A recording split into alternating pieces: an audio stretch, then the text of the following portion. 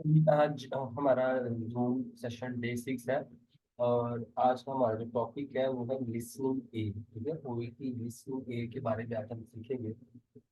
OET listening के अंदर अगर आप मार्क्स अच्छे लेना चाहते हैं, किस तरह अपने आप को कर सकते हैं या फिर अपने स्कोर्स अपने ग्रेड्स को इम्प्रूव करें। ठीक है, तो आज की प्रेजेंटेशन में स्टार्ट करूंगा। आज हम ओवरव्यू ऑफ लिसनिंग ए देखेंगे। ठीक है, हमने अप्रोच किस तरह करना है लिसनिंग ए को, उसको सीखेंगे। और कुछ स्टडी टिप्स होंगी, गाइडेंस होगी आपके लिए कि आप किस तरह किन चीज़ों को सुन के कौन से अपनी डेली एक्टिविटीज को बना के आप लिसनिंग में अपने मार्क्स को इम्प्रूव कर सकते हो। सबसे पहले लिसनिंग ए जो होता है वो अप्रोक्सीमेटली 15 मिनट्स का होता है। और ये टू पेशेंट लेड डायलॉग होते हैं, मतलब पेशेंट डॉक्टर से बात कर रहा था, ठीक है, या डॉक्टर पेशेंट्स के रिलेटिव से बात कर रहा था। दो लोगों की डिस्कशन होती है जिसमें डॉक्टर या तो पेशेंट से बात कर रहा है या पेशेंट के रिलेटिव से बात कर रहा होगा। और गैप फिल टास्क होगी, गैप दिए होंगे, खाली जगह दी हुई, 12 खाली जगह दी हुई एक एक्सट्रैक्ट के अंदर और 12 खाली जगह दी हुई दूसरे एक्सट्रैक्ट के अंदर। दो एक्सट्रैक्ट होते हैं लिसनिंग ए के अंदर। और लिसनिंग ए बहुत ही यूनिक इस पॉइंट ऑफ व्यू से है कि इसके 24 मार्क्स हैं। टोटल मार्क्स अगर 42 है तो 24 मार्क्स जो है वो लिसनिंग ए के है। हम देख सकते हैं कि मोर देन हाफ मार्क्स जो है वो लिसनिंग ए के है। तो जिसकी लिसनिंग ए में कमांड अच्छी हो जाए वो लिसनिंग ए की तरफ अपना मार्क्स उसके इम्प्रूव हो जाए, तो उसके मोस्ट लाइकली चांसेस होते हैं कि वो लिसनिंग में इजीली जो है ना अपने टारगेट अचीव कर लेगा। तो अगर जिसकी जिसकी लिसनिंग ए में मार्क्स अच्छे नहीं आ रहे तो उनको बहुत अभी टाइम की जरूरत है कि वो अपनी स्किल्स को स्ट्रेटजीज को इम्प्रूव करें, जिससे वो अपने नंबर्स इम्प्रूव कर सकते हैं। कुछ स्ट्रेटजीज आज मैं बताऊंगा, तो उन पर भी आप गौर से फोकस करें, लास्ट तक वीडियो को देखें। और मेरे इस चैनल को ज़्यादा से ज़्यादा नर्सिस तक पहुँचाएं ताकि फ्री ऑफ कॉस्ट वो ये जो नॉलेज है, जो इन्फॉर्मेशन है ओईटी से रिलेटेड वो ले सकें और अपने गोल को क्लियर कर सकें। क्योंकि मेरा टारगेट ये इस चैनल को बनाने का और इसके पीछे जो ये सारी इन्फॉर्मेशन है देने का, ये है कि जिन लोगों के पास फाइनेंशियल रिसोर्सेज नहीं है और वो अपना टारगेट अचीव करना चाहते हैं, तो वो इन वीडियोस को पढ़ के अगर वो बहुत कीन है, बहुत अपने साथ वाइज है, तो वो इजीली जो है ना अपना ओईटी क्लियर कर सकते हैं। तो ये स्टार्ट ऑफ द स्टेटमेंट एक लिखी होगी जब आपकी पेपर आपको दे दिया जाएगा और आपको ये बोला जाएगा कि आपने पेपर अभी ओपन नहीं करना। तो एक ऑडियो चलेगी, उस ऑडियो की इंफॉर्मेशन जब एक हाथ तक पहुंचेगी तो आप पेपर अपना ओपन कर सकते हैं। ठीक है, जब आप पेपर अपना ओपन करते हैं तो सबसे पहले ये इन्फॉर्मेशन ऊपर लिखी हुई अपनी आती है टेक्स्ट के अंदर। You will hear a pharmacist talking to a patient for question 13 to 24 या 1 to 12, complete the notes with a word और शॉर्ट फिक्स। ठीक है, और you now have 30 seconds to look at the notes. जब आपकी सामने पेपर आता है तो ये कोई 25 सेकंड की ऊपर जो ऑडियो चलती है तकरीबन, ये भी इसके अंदर ऐड हो जाती है। ठीक है, 30 सेकंड आपके पास ये है और 25 सेकंड वो ऊपर है जो ऊपर लिखा हुआ है। तो आपको पता है इन्होंने यही बोला है फॉर क्वेश्चन 1 to 24 या क्वेश्चन 13 to 24, तो इसको सुनने की जरूरत नहीं है। आप वही अपने 20 से 25 सेकंड 30 सेकंड के अंदर ऐड करके 50 सेकंड के अंदर अपने जो 12 टास्क हैं उनको देख सकते हैं। ठीक है, उनको के अंदर प्रिडिक्शन कर सकते हैं। ठीक है, तो कुछ इस तरह का पेपर होगा आपके सामने। ठीक है, इसके अंदर जब आपको टाइम मिलता है उस टाइम के अंदर आपने करना क्या है, सबसे पहली स्ट्रैटेजी क्या है कि जो आपको टाइम मिलता है उसके अंदर आपने प्रिडिक्शन करनी है। प्रिडिक्शन से पहले आपने तो पूरी इन्फॉर्मेशन को देखना है कि उसके बारे में क्या लिखा हुआ है। जैसे हेडिंग्स है, आप उनको हेडिंग्स को देख सकते हैं। रीजन ऑफ कन्वर्सेशन आपको पता है, जहाँ पे कन्वर्सेशन की मेन पर्पस की बात हो रही है वहाँ पे आपको पता नहीं चाहिए यहाँ पे हूँ मैं। Reason for taking blood pressure, जहाँ पे ब्लड प्रेशर की हेडिंग आएगी, तो आपको अपने साथ ही आपने जो है ना अपनी जो पेंसिल है, एक सबसे बड़ी टिप आपको स्टार्ट में दे रहा हूँ। जब आप लिसनिंग का पेपर करते हैं तो आपकी पेंसिल आपके, जैसे 13 क्वेश्चन है तो 13 क्वेश्चन के ऊपर ऐसे पेंसिल आपकी पड़ी हो। ठीक है, ताकि जैसे ही आप सुने फौरन लिख दें, हवा में ना पेंसिल हो। बहुत सारे स्टूडेंट प्रैक्टिस में भी ऐसे करते हैं कि वो पेंसिल ऐसे हवा में कहीं लहर रही होती है, मुंह में होती है, कान पे लगी होती है, और जैसे ही वो जो आवाज़ है जल्दी से नीचे लेके जाते हैं। इतने में काफी आपका टाइम ज़ाया होता है और आप डिस्ट्रैक्ट हो सकते हो। ठीक है, आपका और आप गलती भी कर सकते हो। जब पेंसिल बिल्कुल ऊपर हो ना उससे आप फोकस्ड होते हो, आपको पता था ये वाली लाइन चल रही है। ठीक है, फॉर एग्जाम्पल अगर पेशेंट को अबाउट मेडिकेशन एडवाइस आ रही बात कोई, तो आपकी पेंसिल उसके ऊपर होता है, आपको पता होगी ये बात चल रही है, इसलिए आप ज़्यादा फोकस्ड रहते हैं और अपने जो क्वेश्चन है उनसे डिट्रैक्ट नहीं होते, ठीक है, आप उनके साथ फ्लो के साथ चलते हो, क्योंकि फ्लो के साथ ही ऑडियो के अंदर आंसर आ रहे हैं। 13 का पहले आएगा, 14 का बाद में आएगा। तो आप स्टेप वाइज पेंसिल ऊपर रखिएगी तो आपको पता अगर 13 हो गया, 14 पे आ गया, ये भी आपके लिए ईजी हो जाएगा, ठीक है, आपको हेल्प आउट करेगा। हेडिंग्स है, ठीक है, आपने उनके साथ इस चीज़ को देखना है, इसके अंदर क्या बात हो रही है, ठीक है। और जब आप इस चीज़ को अंडरस्टैंड कर लेंगे 13 सेकेंड के अंदर अच्छी तरह, तो मोस्ट लाइकली 60-70% चांसेस है कि आप आंसर भी पिक कर लेंगे, ठीक है। तो ये फोकस का एग्जाम है, लिसनिंग का जो एग्जाम है वो फोकस का एग्जाम होता है। अपना फोकस अपने 100% देना, 110% आपके पेपर के ऊपर रखने, ठीक है।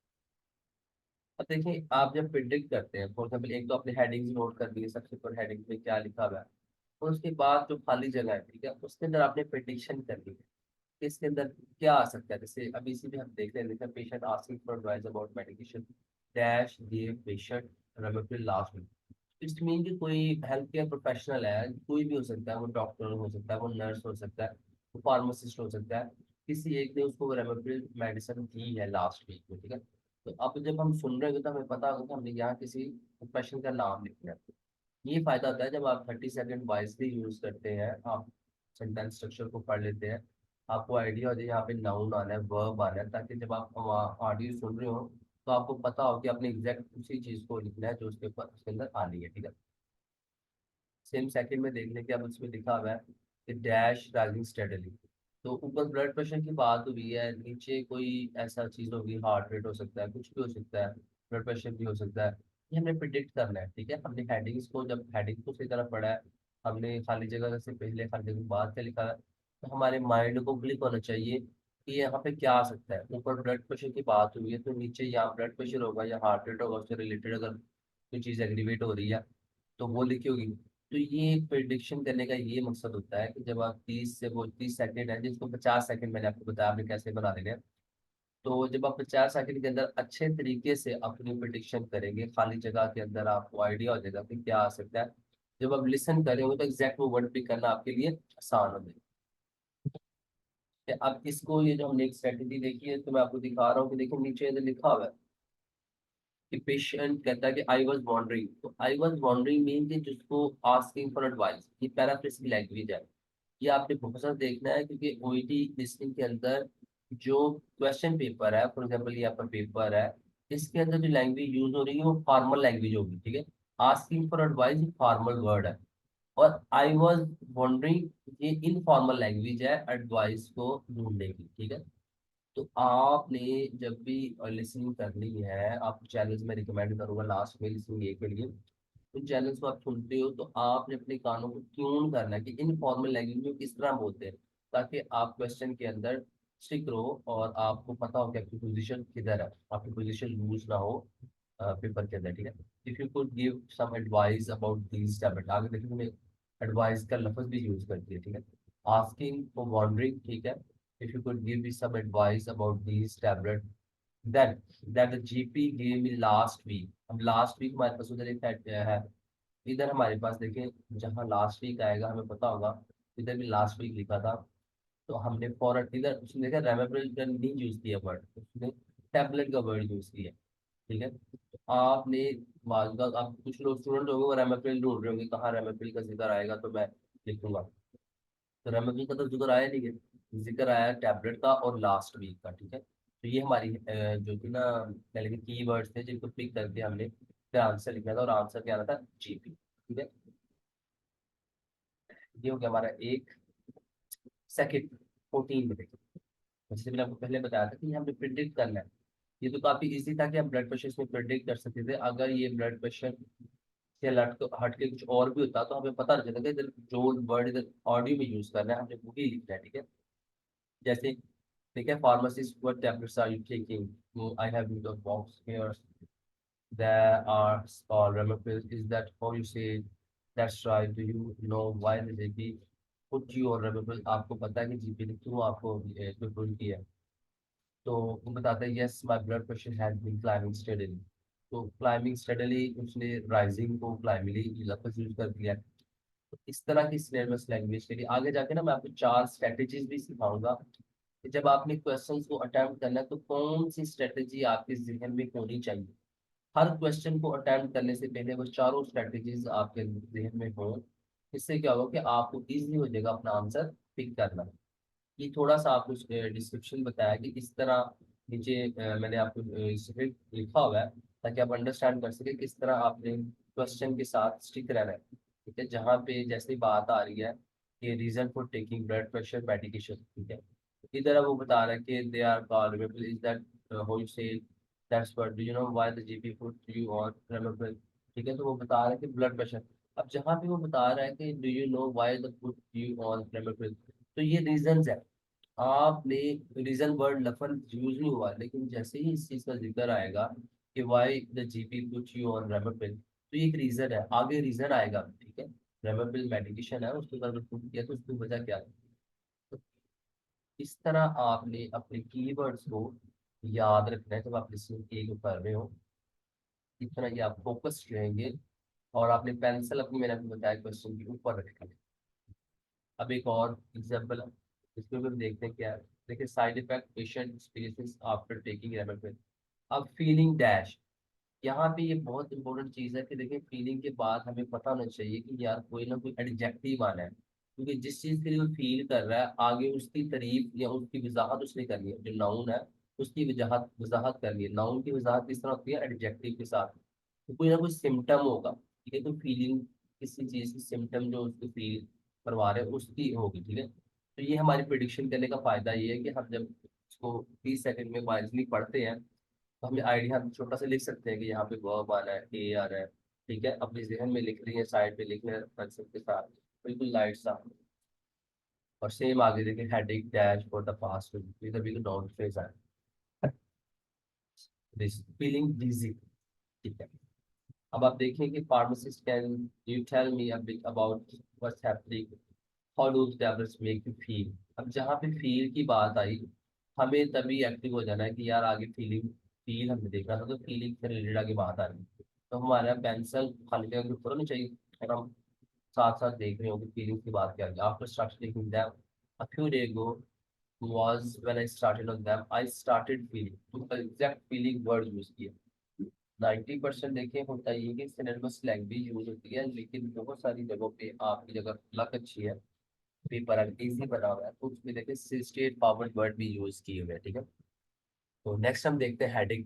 हेडिंग के आगे भी स्ट्रेट फॉरवर्ड और I I have had a headache on and off. ठीक है, तो ये वो सारी चीजें हैं जहाँ उसने कहा एनी अदर सिम्टम, इस मीन के जो हेडेक वाला सिम्टम है उससे रिलेटेड आगे बात होगी।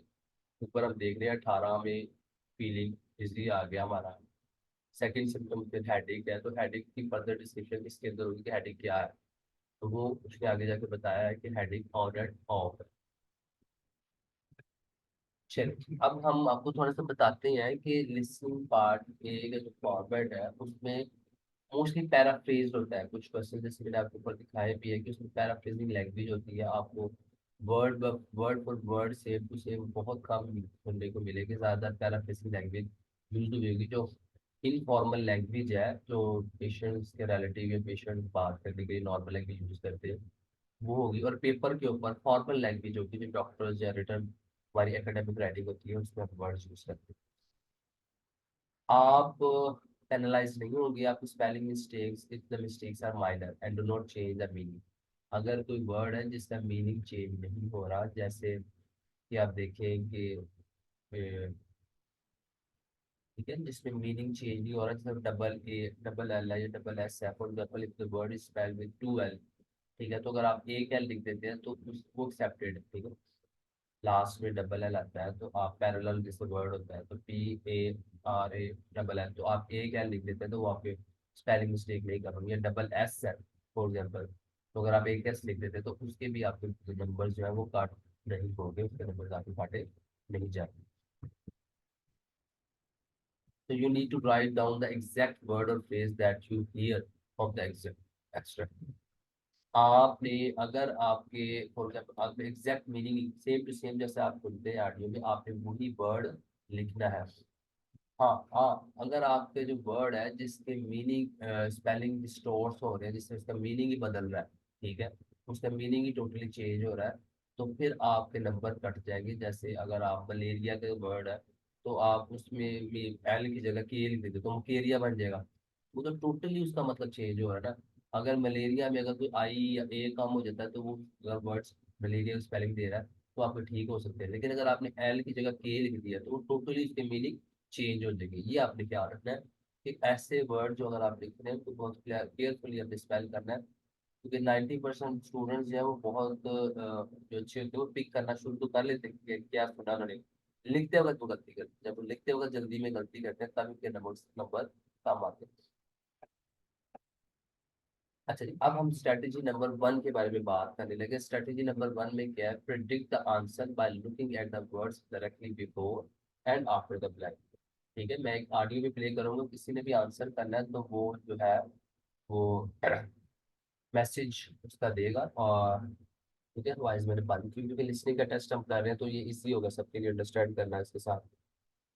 अब हम एग्जांपल नंबर 1 अपनी देख रहे हैं। इस एग्जांपल नंबर 1 में हम देख सकते हैं कि यहाँ पे लिखा है स्टेज 5 प्री। मैंने कहा था कि फर्स्ट स्ट्रेटेजी क्या है कि जो खाली जगह से पहले और खाली जगह के बाद वर्ड लिखे हैं हम उसको गौर से पढ़ें। जहाँ पे स्टेज 5 और डायग्नोस 2 वो लिखा है तो ये हमारे पास स्पेशल कीवर्ड्स आ गए, मेन कीवर्ड्स आ गए ताकि हम प्रिडिक्ट कर सकें कि इसके अंदर क्या है। सेकेंड हमारा जो क्वेश्चन है उसके अंदर लिखा है बिगिन हीमोडायलिसिस। ठीक है, डायलिसिस कब स्टार्ट हुई, यहाँ पे कोई टाइम फ्रेम होगा, कोई एज होगी, कोई इस तरह से जिक्र होगा कि जब उसकी डायलिसिस स्टार्ट हुई होगी। अब मैं ऑडियो प्ले करूंगा, आप जो आंसर पिक कर लेंगे, तो अभी टाइम दे रहा हूँ। उनके पास टाइम है 5 to 10 सेकेंड आपके पास है कि आप प्रिडिक्ट कर लेंगे इसके अंदर क्या आंसर आ सकते हैं। 1 2 3 4 5 6। Hello, it's nice to see you, Mr. Kelly. Oh, hello. It's nice to see you as well. So today, it's a routine appointment. So how is everything going, Mr. Kelly? Not so great. I'm sorry to hear that. Are you having problems with your stage 5 chronic kidney disease? You were diagnosed 2 years ago, is that correct? Yeah, that's right. I'm being seen at the Advanced Chronic Kidney Disease Clinic for my renal problems. I recently decided to have hemodialysis. In general, things are going okay with that. So tell me how ठीक है, अब answers आप मुझे message कर रहे हैं, कोई message आ रहे हैं कुछ, तो मैसेज आ चुके हैं। वेरी गुड, इनमें से कुछ के आंसर ठीक भी है और 2 के आंसर गलत भी है। सो क्योंकि जब फर्स्ट टाइम हम कोई भी चीज़ करते हैं तो वो स्पेशली जब पेपर को आपने हमारे सामने ना पढ़ी हो तो मुश्किल होती है। जो आंसर ठीक है वो ये है, क्रॉनिक किडनी डिजीज। ठीक है, स्टेज 5 के बाद वो क्लियरली बोलता है कि क्रॉनिक किडनी डिजीज था जो कि 2 साल पहले तो डायग्नोस हुआ था। और हीमोडायलिसिस के बारे में वो बोलता है कि रिसेंटली, अभी थोड़ी देर पहले मैंने इसको स्टार्ट किया, रिसेंटली टाइम फ्रेम है। बिगिन हीमोडायलिसिस हमें टाइम फ्रेम लिखना था तो time frame recently, time frame के लिए रिसेंटली इसने वर्ड यूज किया था तो वो हमें रिसेंटली इधर लिख दिया। तो यहाँ पे स्ट्रेटेजी क्या थी कि आपने याद रखना है। देखिए बिगिन हीमोडायलिसिस ये पहले वर्ड है तो आपको पता नहीं चाहिए कि डायलिसिस से पहले जो वर्ड आएगा तो उसको मैंने उसके बाद उसका आंसर लिखना है। सेम इस तरह स्टेज 5 को लिखेगा। तो ये यहाँ पे एक स्ट्रेटेजी ये है कि जब आप क्वेश्चन को अटेम्प्ट कर रहे हो तो आप जो खाली जगह से पहले चीज़ लिखी हुई है और खाली जगह के बाद चीज़ लिखी हुई है उसको आपने बड़े गौर से देखना है और प्रिडिक्ट करना है। और जब सुन रहे हो तो उनके ऊपर आपकी नजर होनी चाहिए ताकि जैसे ही स्टेज 5 का जिक्र आए तो आप उसके बाद गौर से सुने क्या आ सकता है। एक चीज इधर बता दूं कि 4 किस्म की स्ट्रेटेजीज आपको रिवाइज कर रहा हूँ, 4 किस्म की स्ट्रेटेजीज बता रहा हूँ। ये इसका ये मतलब नहीं कि ये क्वेश्चन पे आपने ये स्ट्रेटेजी लगानी है, ये क्वेश्चन पे ये स्ट्रेटेजी लगानी है, नहीं। ये जो चारों स्ट्रेटेजीज आपको बता रहा हूँ ये आपके माइंड में होनी चाहिए। आपकी क्रिटिकल थिंकिंग इतनी तेज होनी चाहिए कि ये चारों स्ट्रेटेजीज आपके जहन में हो जब आप क्वेश्चन अटेम्प्ट कर रहे हो। तो हर क्वेश्चन के जब आप उसको प्री और पोस्ट रीड करें तो आपके जहन में होना चाहिए कि यहाँ पे कौन सी स्ट्रेटेजी आ रही है और उस स्ट्रेटेजी के लिहाज से आपने आंसर पिक कर लेना। स्ट्रेटेजी 2 क्या है? Be prepare to hear a different structure in the sentence. कुछ अगर आपके स्ट्रेट फॉरवर्ड वर्ड्स आ रहे हैं तो आप एक ही दफा जब क्वेश्चन कर रहे हैं तो आप इस चीज के लिए भी तैयार हो कि यहाँ पे डिफरेंट स्ट्रक्चर आ सकता है, सेंटेंस स्ट्रक्चर डिफरेंट हो सकता है। अगर वहाँ पे वर्ब पहले लिखा है, नाउन बाद में लिखा है, ऑब्जेक्टिव ये तरह है, तो इधर टोटली वो डिफरेंट हो सकता है। इधर ऑब्जेक्टिव ऑब्जेक्ट पहले लिखा होगा, वर्ब बाद में लिखा होगा। तो ऐसी चीजों के लिए आपने पहले से तैयार रहना है, ठीक है। जैसे आप इधर देख सकते हैं, इधर लिखा हुआ है फीलिंग डैश एंड वेरी, ठीक है, इम्पैक्टिंग सोशल लाइफ, और डैश इज नॉट अफेक्टेड। ये हमारे जो है क्या लिखे हमारी प्रियर पोस्ट वर्ड आप अपने तैयार रखना है कि लाजमी नहीं कि उन्होंने फीलिंग स्टेप बाय स्टेप सब कुछ बोला होगा, डिफरेंट स्ट्रक्चर यूज किया होगा चीज को बयान करने के लिए। तो वो मैं आपको 5 सेकंड दे रहा हूँ, आप तैयार हो जाए और आपने सुनना है भी, और फिर मैसेज में ही आपने रिप्लाई करना है जो भी आंसर हो। 1 2 3 4 5। Tell me, how are you feeling? I've been feeling very tired recently to the point of weariness. Okay. Any problems with your memory? No, not that I can think of. The tiredness mostly affects my social life. Hello? जी, चले। तो ये हमारी second example थी। इसमें अब देखें कि हमने मैंने आपको बताया था कि सेंटेंस स्ट्रक्चर सेम नहीं होगा। जैसे अब देखें, इस इज नॉट अफेक्टेड लिखा है, तो पूरे पैराग्राफ में किसी चीज को जो इफेक्ट नहीं हुई, डायरेक्टली वर्ड यूज उसने नहीं किया, उसने मेमोरी का वर्ड यूज किया। उसने कहा कि कुछ चीज़ आपकी इफेक्ट हुई है, उसने पहले ये बोला कुछ चीज़ आपकी इफेक्ट हुई है, तो बाद में वो जो पेशेंट है वो बोलता है कि मेमोरी, हाँ मेमोरी मेरी कोई प्रॉब्लम नहीं है। तो सेकंड जवाब हमारे जो था वो is not, memory is not affected, ठीक है। उसने एग्जैक्ट वर्ड नहीं यूज किया कि आपकी मेमोरी इज नॉट अफेक्टेड। उसने पहले बताया कि स्पीकर उससे कहता है कि आपकी कोई चीज़, डॉक्टर से पूछता है कि आपकी कोई चीज़ की प्रॉब्लम है, तो उसने कहता है मेरी मेमोरी में कोई प्रॉब्लम है। फीलिंग वेरी टायर्ड, शुरू में वो बोलता है कि feeling very tired and weariness, इधर वेरी लिखा हुआ है उधर वेरीनेस बोलता है। तो आपने इस चीज़ के लिए तैयार रहना कि डिफरेंट सेंटेंस स्ट्रक्चर के अंदर, डिफरेंट वर्ड्स के अंदर आपको पता होना चाहिए कि मैंने जो चीज़ पिक करनी वो क्या है। आपने उसमें जैसे बोला था फीलिंग वेरी टायर्ड, उसने बोला था, आप इधर वेरी टायर्ड लिखना बहुत जरूरी है, ठीक है। क्योंकि वेरी टायर्ड वो है जो टायर्ड की सिफ्त को बढ़ा रहा है। टायर्ड नॉर्मल टायर्ड होता है कि मतलब टायर्ड और टायर्ड, जब वेरी टायर्ड का मतलब मैं बहुत ज्यादा थका हुआ हूं। इसलिए अब जो लोग, जो स्टूडेंट जहाँ पे टायर्ड लिखेंगे वो गलत हो जाएगा, जो वेरी टायर्ड लिखेंगे वो ठीक हो जाएगा। तो आपने एडजेक्टिव को, जो एडवर्ब्स होते हैं उनको ख्याल रखना है, जो वर्ब की सिर्फ को बढ़ा रहे हो, और सेंटेंस स्ट्रक्चर में जहाँ फिट बैठ रहे हो आपने उसका पूरा वर्ड भी करना है। वेरी टायर्ड इसका ठीक आंसर है। थर्ड स्ट्रेटजी है be prepare to hear synonyms in the extract. Synonyms in the extract से मतलब ये है कि वर्ड आपका, जैसे द शन लिखा हुआ है, रेट्रोस्पेक्ट लिखा हुआ है, नेगेटिव फीलिंग्स लिखा हुआ है, तो अब सेम टू सेम वर्ड उन्होंने ऑडियो में यूज नहीं करना। आपको मेंटली तैयार रहना है कि जब ऑडियो के अंदर सेंटेंस स्ट्रक्चर बोला जा रहा है तो आपने पिक करना है कि कौन सी सिनोनिमस लैंग्वेज के साथ उसने इसको डिस्क्राइब की है। तो अब ये हम छठा और सातवां क्वेश्चन इसमें अटेम्प्ट करेंगे। तो आपने बड़े ध्यान से सुनना है, आपको 5-10 सेकंड दे रहा हूँ, उसके बाद ऑडियो चल जाएगी। 1 2 3 I just can't bring myself to 4 5 bring myself to go to my chess group or go walking with a few neighbours. Also, I have been avoiding everyday activities I used to enjoy, like having a meal with my family. Mr. Kelly, during the last month, have you often been bothered by feeling down, depressed, or hopeless? Yeah, I have to say yes. I feel that way frequently. How long would you say that you have felt bothered? To be completely honest, ever since I was a teenager. Looking back on it now, my teenage years were filled with frequent periods of emotional abuse.